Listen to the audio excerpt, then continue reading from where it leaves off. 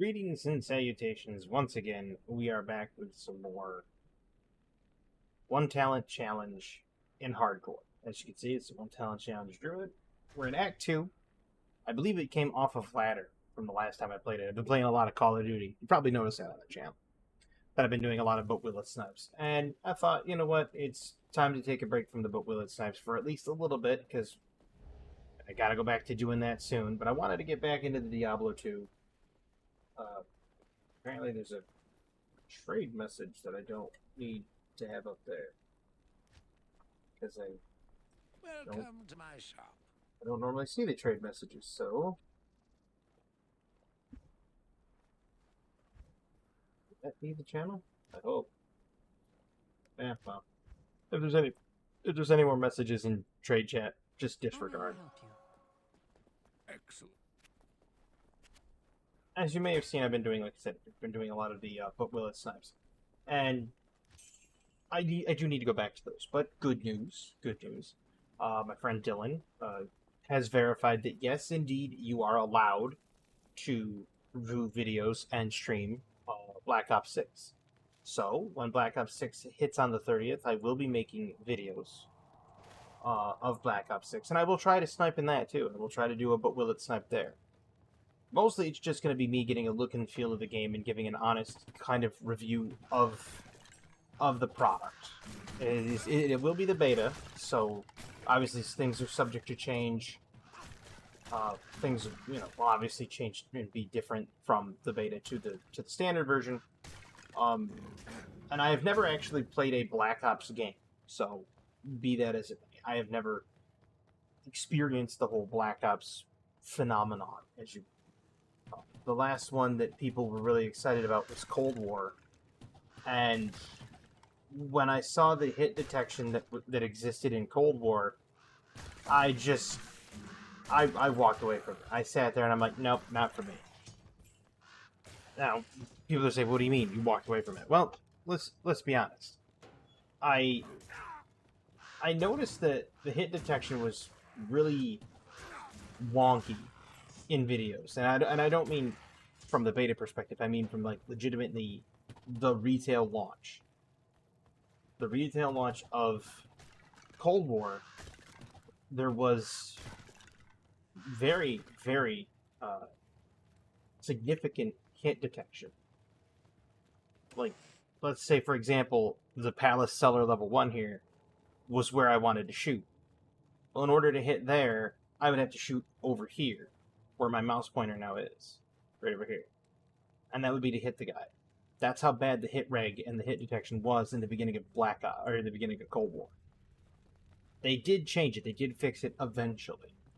But it took them a while. And it's like...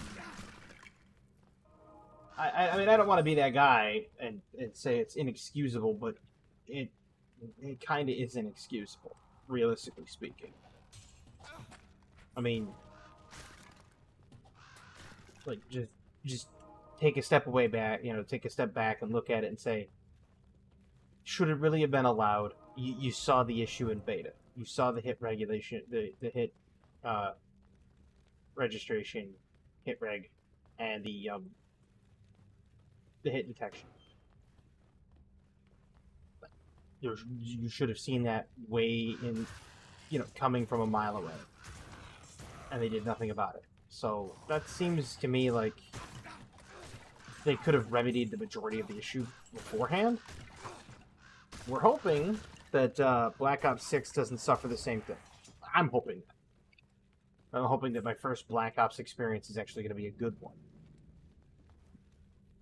I am kind of looking forward to the whole omnidirectional movement, because I've heard good things about it in terms of it's being able to, jump forward as a dive, spin around or spin sideways and fire and hit your target seems useful. I mean, albeit that it reminds me a lot of, say, Max Payne back in the day. And for those of you that have never played Max Payne, I totally encourage you to find a copy of it and play it. It's a really good game. But not, I heard that they were trying to do a remake of it. If it comes to that You can have the option of playing the original or a remake. Play the original. Don't play the remake, because I believe the voice actor that played Max Payne is now deceased.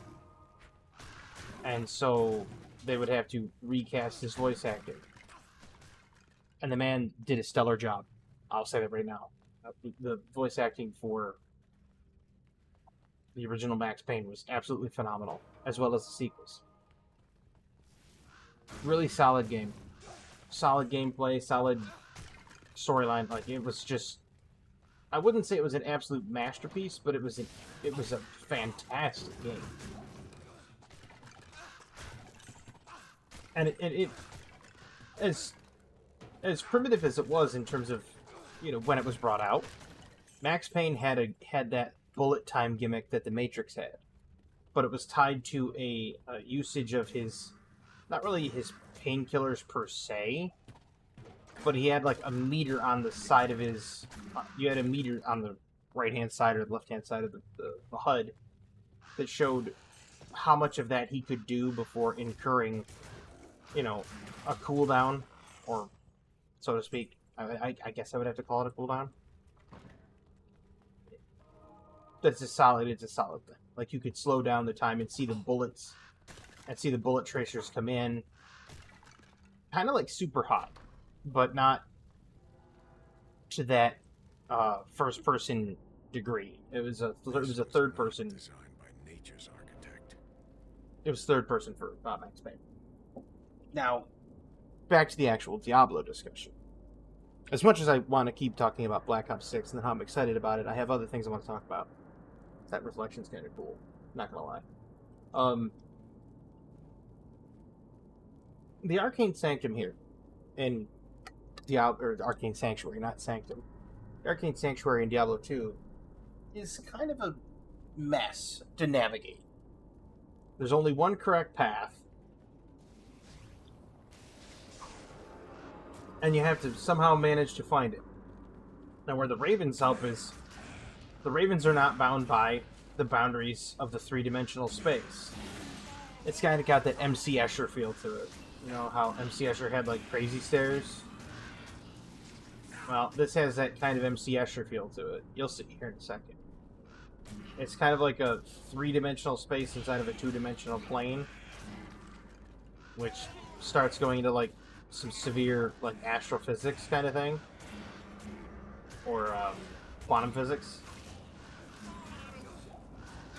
But nevertheless, it's a really interesting level design. And Ravens are not bound by that, so it really helps out. Because they could just fly up a level.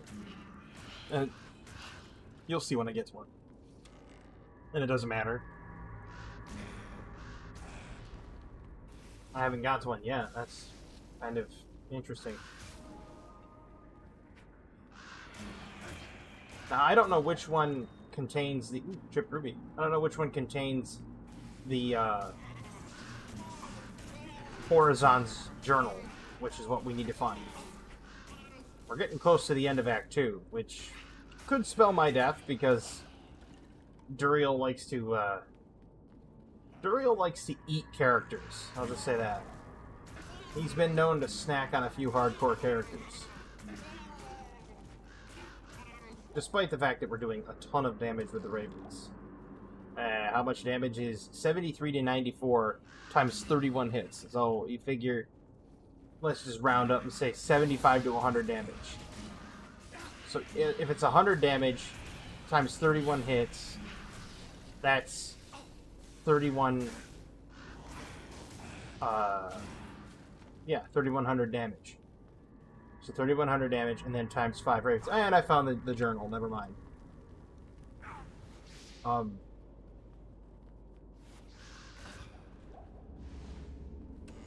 I was not expecting to find it that fast. I can leave this. Seekers of the tomb of Tau Rasha will find it through the portal.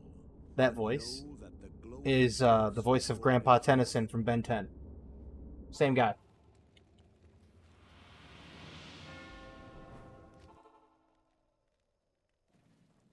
But back to what I was saying before, it's faith. I feel. the Good evening. the way that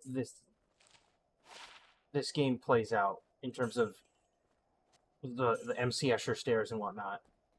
It's a really cool level design, level layout. But like I said, the Ravens don't. They bypass that all. That and the fact that the Ravens do a lot of damage. 3,100 per Raven. If that's if he high rolls to the top number, obviously it's going to be less if he doesn't high roll to the top number. But nevertheless, then you have to multiply by 5 Ravens. You multiply by 5 Ravens, and now you're looking at 15,000 damage on just the Ravens. That doesn't include the damage that I do, which is paltry by comparison, or the damage that my mercenary does, which is also paltry by comparison. And we are looking for the Crescent Moon Tomb, Tal Rasha.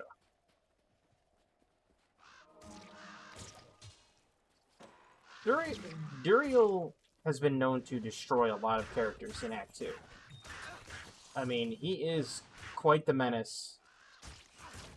He's got a movement slowing effect to him. He's got a bash that stuns. He's got a stun that does a stun. Well, bash does more of like a knockback flinch, to be perfectly accurate. And the stun ability, called legitimately stun, does exactly that.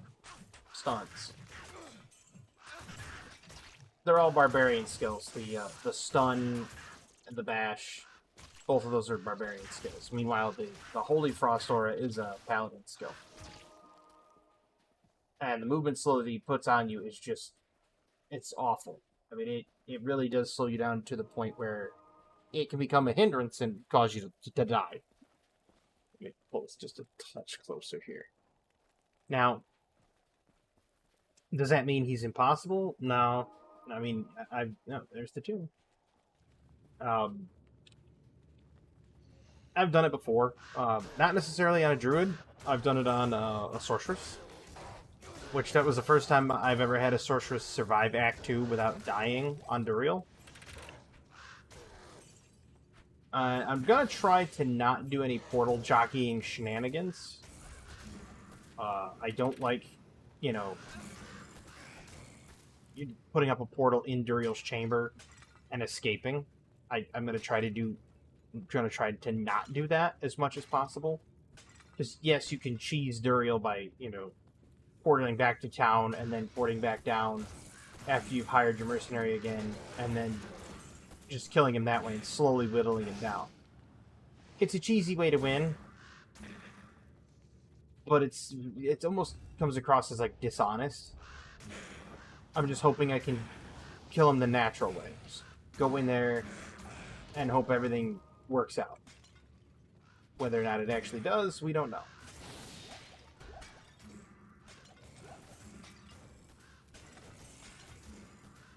Now, he might not give me anything really good, come to think of it, because it's on normal. And normal bosses generally aren't known for dropping good items. Oh, I hear a Bless Aura.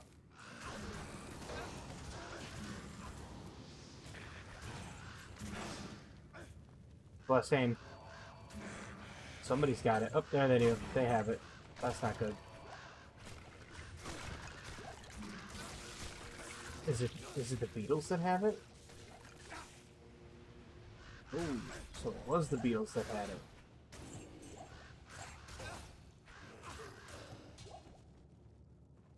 Ow. Oh, Razan, don't die. Thanks. I need to see what the hotkey is for feeding this thing potions. Just control left click to drop. I don't want to do that. What if I... That gives it to me. Shift left click or shift right click? That gives it to me as well.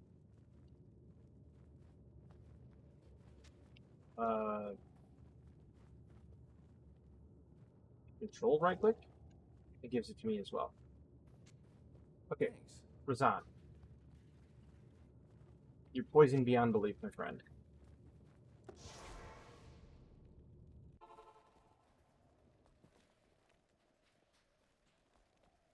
How may I help you? There. Cure him of poison. I might actually have to consult Good the, evening. the game menu, options, controls.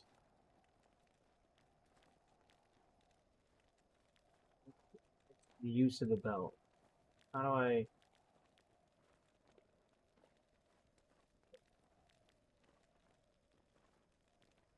items, portraits.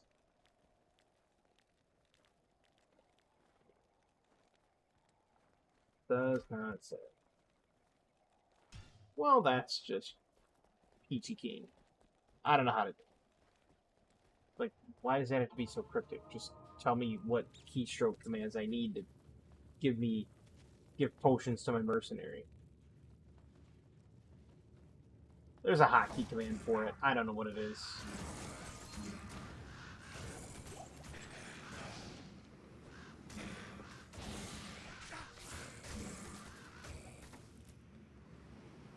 Ooh, War Staff might be good. That might actually be a really good War Staff. It's got decent stats on it.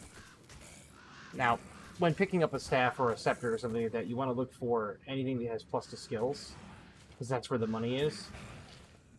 Outside of that, you're not going to get much money, and it's, to be perfectly honest, it's not going to net you much income. Not that the income matters much on a hardcore character, because once you die, it's gone. I guess you could use it for gambling.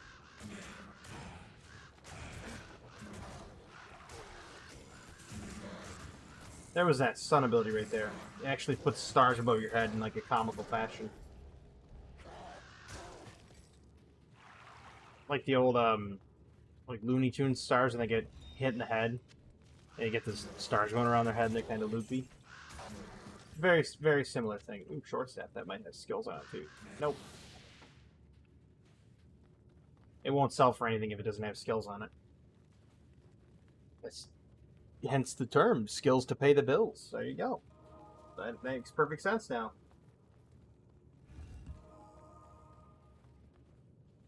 And this is the type of dark, gritty nature that people wanted in Diablo 2. And they never got it, or not in Diablo 2. This is what they wanted in Diablo 3 and Diablo 4. Was not being able to see what's in the darkness. Not knowing that there's a half dozen monsters there. And then you just don't get that in Diablo 3 and 4. It just does not exist.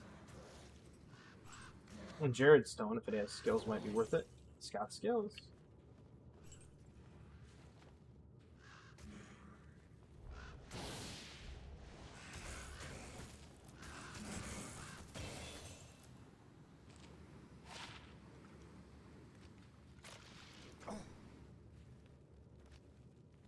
I'm just hoping, beyond hope, that I can survive Duriel, go into Act 3, and then focus on trying to get through Act 3. I mean, I'll say this, I'll definitely either kill Duriel or die in this episode. One or the other. And if I die, I'm going to start all over again. That's just the way it is. Might not do a druid again, but I will do, I don't know, a paladin maybe? I'm kind of contemplating it. Oh, there's the orifice. You'd figure they would have like a better name for where you put the heraldic staff, like plinth or something like that. I'm gonna go back and empty my inventory. I'm gonna resummon all my ravens just to make sure.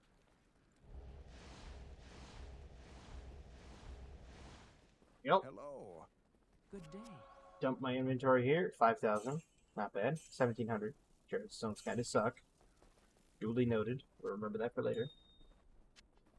Another thing I'm looking forward to in September, come to think of it, is Regulation H. Pokemon competitive battling. I know that may not be everybody's thing, but I've been excited for this exact regulation of rule sets. It's just nuts. I've been waiting for this ability to have all of the legendaries and everything removed. That way you will see more diverse teams with concepts and ideas, and people playing, you know, to try to find the meta because you can't use other things. Wow.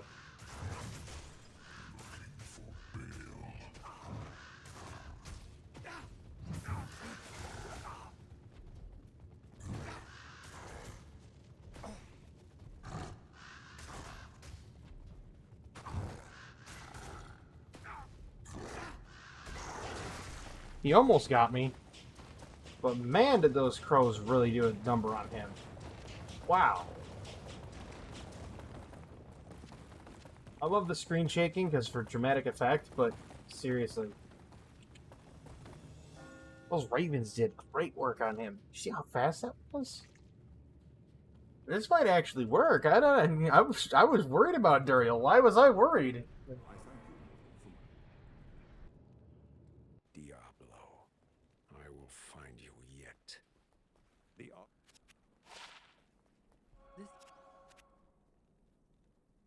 Yeah. It's got cold damage. Not worth. That has lifesteal though. Not that it matters. I mean, what am I gonna do? Well, they'll put on a crossbow and try shooting him? Not gonna work. Who goes there? Give me back Razan. He did his job. He kept Duriel off me just long enough. But you saw how fast he died. That's what I'm saying. Duriel puts out some damage. Good day. You have done. There's a couple of things that put out a lot of damage that Mephisto can do. One of them is he's got like this frozen ball, and he's got a lightning ability, both of which put out quite an immense amount of damage. So Mephisto's not a walk in the park, but it's easier than Duriel. The Travancore Council is a little bit tough. Cutscene. I love the fact that they did these cutscenes and they redid the animation, but not the voice. They left the voices intact, and I love that. My companion drew in the dank, cold air of the tomb. It seemed to strengthen him. I stood in the doorway between light and dark. What was left of my sanity implored me not to enter. But that voice was just a whisper now. As we worked our way down, deeper and deeper into the crypt, I began to see a change in my companion. He seemed to be gaining strength. I could hardly see in the gloom, but my companion seemed to know the way. We came at last to a great hall. Absolutely great storytelling. Like, episodic storytelling on point.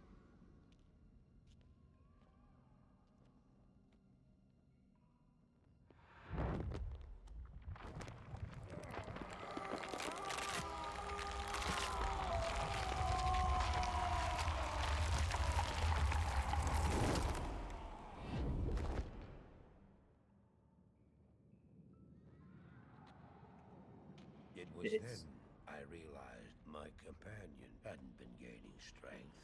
He had been losing what was left of his humanity.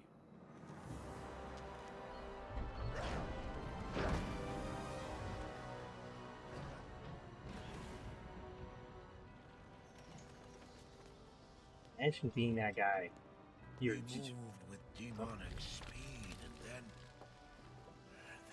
you appeared. Stop! The beast contained herein shall not be set free, not even by you.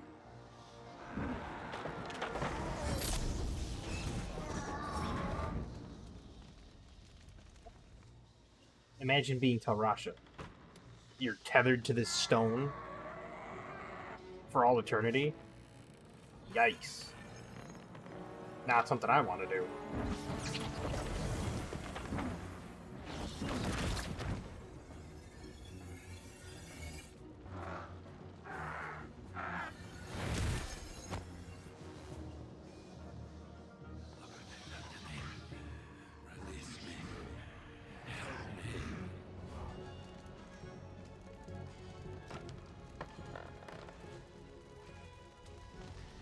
The funny part is Tyrael.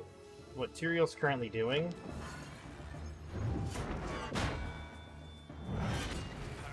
is against the Angiris Council's order.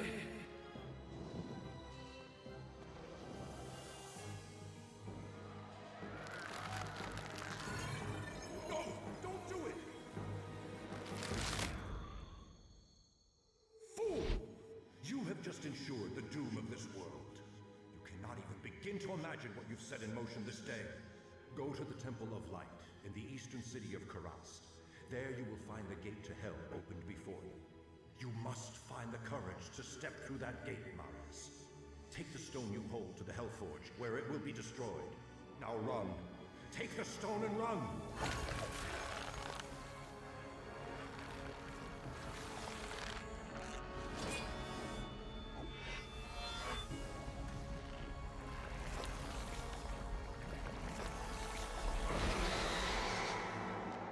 What choice did I have? I ran. Like flock of seagulls, and I ran. But no, what Tyrael was doing there was actually against the Angiris Council's orders. The Angiris Council told him, "Do not interfere with the mortal world and the workings of the high heavens and the depths of hell." He basically said, "Don't do it. Don't touch them. Don't interact with them. Don't do anything." And he was trying to stop the forces from hell, the forces of hell. And it's like, dude, you had direct orders, and you just kind of looked at the Angiris Council and were like, "Nah, gonna Giga Chad this," and then decide to do it all on your own.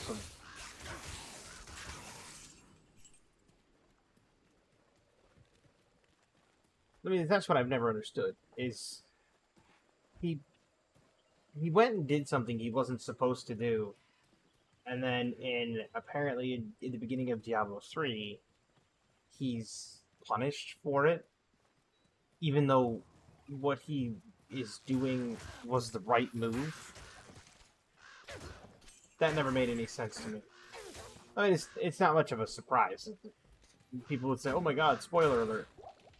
Doesn't matter, trust me. The game's been out long enough. If you don't know the story by now, you haven't been paying attention, essentially. But no, it's just, I love the cutscenes. I love the episodic storytelling. I love how they took the time and effort to reanimate all of those scenes, but then said, you know what, it would be a disservice to the voice actors to change it, to change their voice. So they left them in. Now, that's one of the good things that Blizzard has done. In a lot of the reworks, they've changed voice lines, they've changed voice actors, and it's like, but why? It's like if they remade StarCraft, right? If they went through and they decided to remake the first StarCraft, and they said, okay, we're gonna remake StarCraft, but this time we're gonna take Duke, Commander Duke, who's always in his tank. We're gonna take Commander Duke, and we're gonna just remove his voice actor and replace it. No. That would be a massive disservice to the man that played Duke.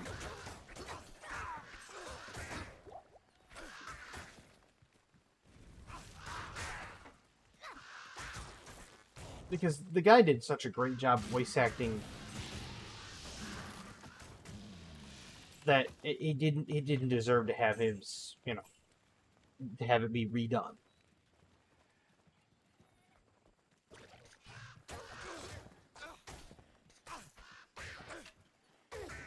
Ooh, Sacred Globe.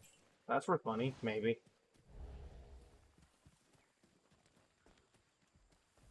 Waypoint over here? Or is this the spider cavern? That's the arachnid. I thought it was the spider cavern. There's the waypoint. I don't think the arachnid layer is the one I want. I'll go clear it out anyway. Oh, Superior Bone Wand. That'll be nice. Oh, there's champions. It's not exactly what I'm looking for. It's experience, so I can't really complain in that regard.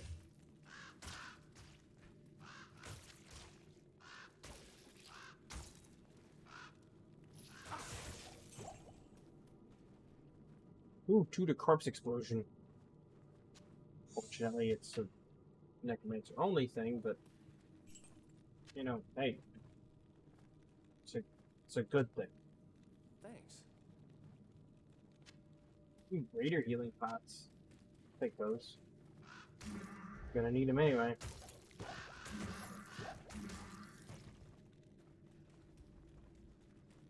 That's one qualm I have about the Act 2 mercenaries. They never seem to turn on their aura fast enough for my liking. It should be a durational thing. Like, oh, you've had him for, 5 minutes, and he's existed for 5 minutes, he snaps on his aura. But it's like he has to be getting attacked or something like that. There's a prerequisite in the code. But the Blizzard's had a lot of W's and L's when it's come to, making and remaking games. There's the aura.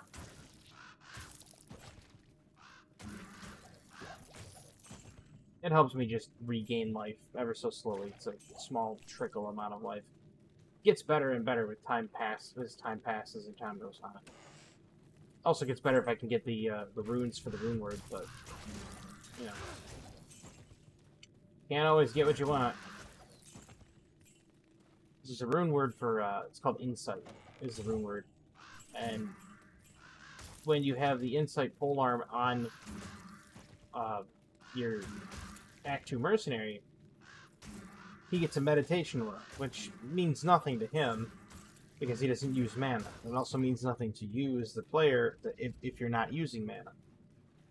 But meditation as a paladin is good. Ooh, death. Death for give. All runes are basically give. Just because I need him in the beginning. But as a paladin, you get meditation. It's one of your auras. As a matter of fact, I believe prayer is a prerequisite for meditation as a paladin. And when you get meditation, it gains bonuses from prayer. And it has its own... Meditation gets plus to health, just like prayer does, because you as a paladin, cannot run more than one aura at a time. It's just, that's the rule. You can only have one aura up at any time per paladin. There's obviously ways to kind of get around that, and one of the ways to get around that is by, well, realistically, just having items equipped that give an aura, whether it be Thorns, Might, Holy Fire, Fanaticism, Defiance, Meditation, what have you. So with it being a stacking buff, where you get prayer plus meditation healing, you put the insight polearm on him who has prayer, you also get the meditation healing as well. So it doubles up, which is great.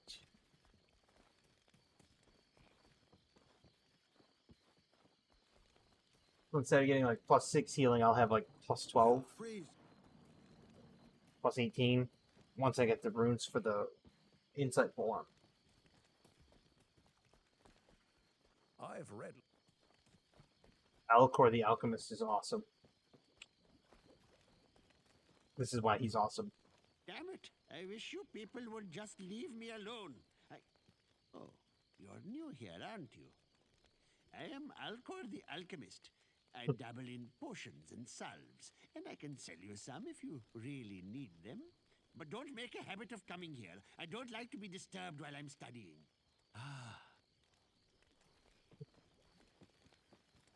What can I do for you? From the... It's just out of nowhere. Out of nowhere. Why don't you people just leave me alone?